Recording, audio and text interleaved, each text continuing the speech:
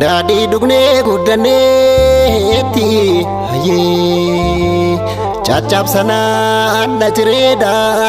gamtaa lollee guddanneetti harka kennuuf diina diina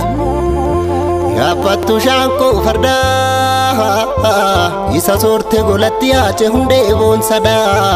gantoota gubdee garaa gafa irraa geerrartu shaggar walakkaa irratti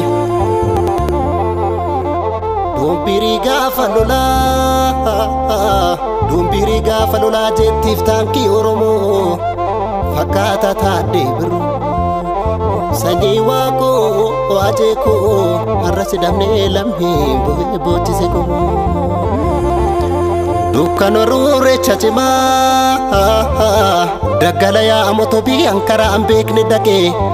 haacee gaafa du'aa taacee gaafa barkumee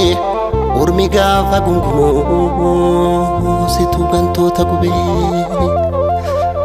Tinjirta yaa goota koo Tinjirta yaa goota koo goota seenaan kitilii biyyaaf ka wareegamtee kayyoon kee galmagaa yoomillee nafu jedhee lammiin koo si gaafate suni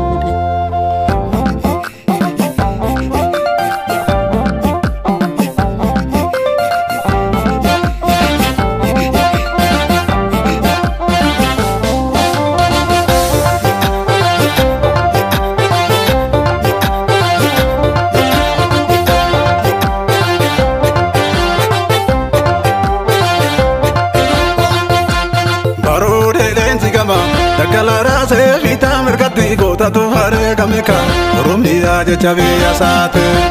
Barode lensi gama Dagalara se vita mercati gota tu hare gameka Oromia jecha biyya saate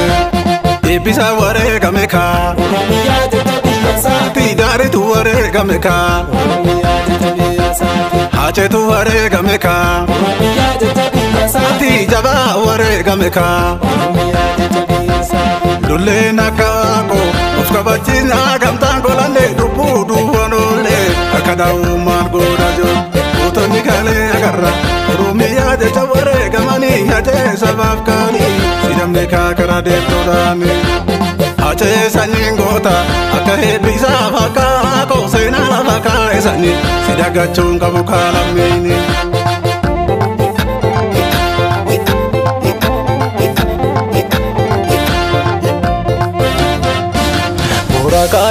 Borakachise achengo borakachise achengo borakachise Tokumada bukara dem nu dansise kanu nyachise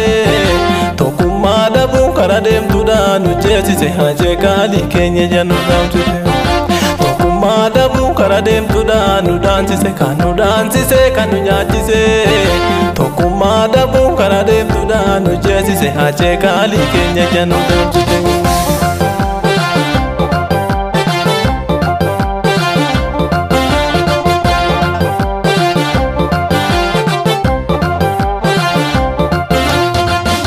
Biya loli duwalo lani harra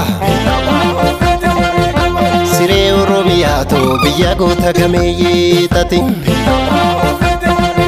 Sila karjo manuuf immalu ameenyi harra Dololo nama nyaatu riqicha ijaarranna harra Gamee qomoon kiyya tiwaree gamee lammiin kiyya Tiware game kerong kia, tiware game lamin kia, tiware game lamin kia.